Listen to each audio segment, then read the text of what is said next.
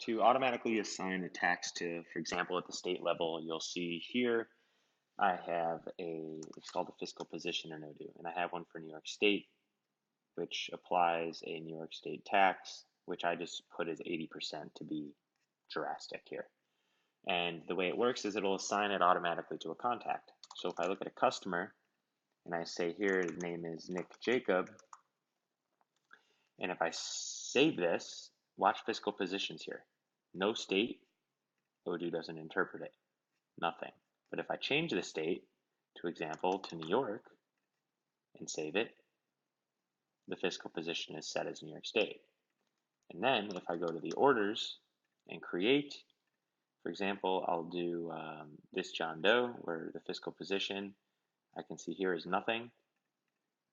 You will see tax product applies 15%. Now, if I go and change this to Nick Jacob, fiscal position is now New York State automatically, and Odoo will apply the New York State tax of 80%, and 80% of the sale price, which is $1, so the total in the taxes is 80 cents, which is 80% of the dollar. You go through, confirm, you're going to create your invoice.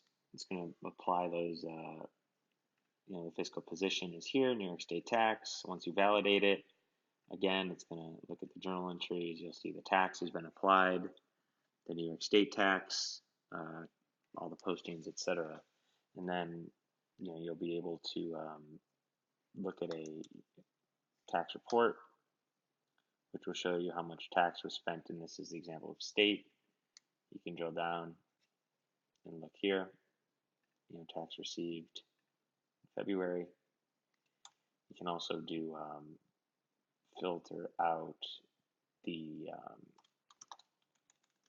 New York as the, New York as the account, not the account, New York is the label, I'm sorry. And you can see it's tax received here, and you can easily group by the label if you want, or the journal or partner.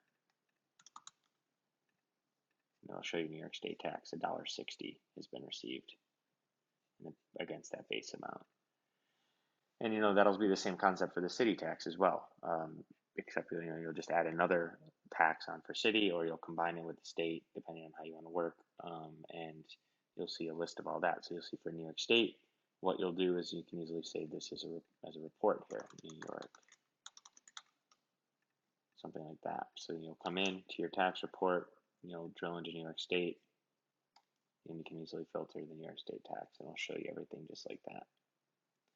So if you have any additional questions on this, feel free to let me know. Thanks.